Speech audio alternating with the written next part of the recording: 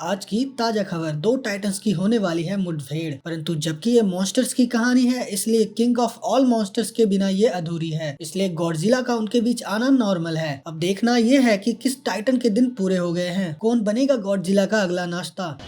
इससे पहले कि मैं इस वीडियो को आरंभ करूं, कृपया चैनल को सब्सक्राइब कर देना। आपसे हाथ जोड़ के विनम्र निवेदन है। इससे हमारी बहुत हेल्प होती है और वीडियो बनाने के लिए मोटिवेशन भी मिलती है। आपको गॉडजिला की कसम कर देना यार। कोई तरीका है भीख मांगने का?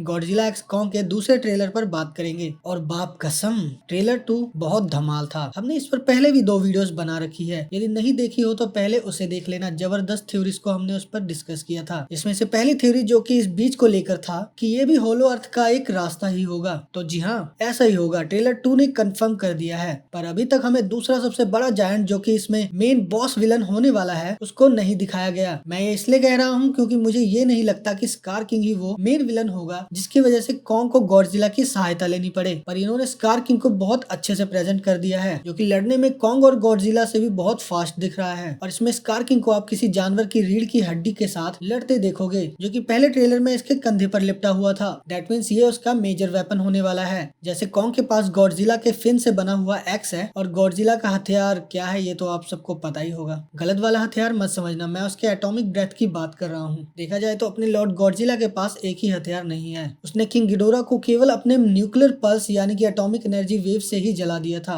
जो कि देखने में सच में बहुत गॉडली लेवल का था। ऊपर से जब सभी टाइटन्स आके गॉडजिला के आगे झुकते हैं तब रियलाइज हो जाता है कि Godzilla is the true Lord of MonsterVerse. Trailer पर ध्यान दे तो आरंभ गीजा के पिरामिड से ही होता है, जहाँ होलो अर्थ का एक और नया गेट बन रहा है, और दूसरे सीन में गॉडजिला समुद्र से बाहर आ रहा होता है। और जैसा कि हमने अपने पहले थ्योरी में बताया था कि ये सभी टाइटन्स एक दूसरे को दूर से ही सेंस कर सकते हैं। इन्हें एक दूसरे के बारे में बहुत दूर से ही पता चल जाता है। इसमें भी बैकग्राउंड में बात चल रही है कि कॉन्ग को संभालने वाली ऑर्गेनाइजेशन ने एक सिग्नल को डिस्कवर किया है जो कि किसी बहुत बड़े टाइटन्स का है, और वो छोटी बच्ची जिया, कॉन्ग और गॉडजिला भी उसे फील कर सकते हैं। अब मुख्य बात यह है कि वो सिग्नल किसका होगा। ये सिग्नल स्कार किंग का भी हो सकता है, पर मुझे लगता है कि ये होलो अर्थ के किसी और बड़े टाइटन का सिग्नल होगा। इसलिए मोनार्क वाले कॉन्ग को लेकर और कुछ शिप्स को लेकर नीचे देखने जाते हैं कि वो सिग्नल होलो अर्थ में कहां से आ रही है। कॉन्ग को होलो अर्थ में जाते ही एक मिनी टाइटन मिलता है जो कि कॉन्ग को स्कार किंग के पास लेकर जाता है, और फिर यही जाके हमें कुछ ऐसा सुनने को मिलता है जो कि स्टोरी का प्लॉट होने वाला है।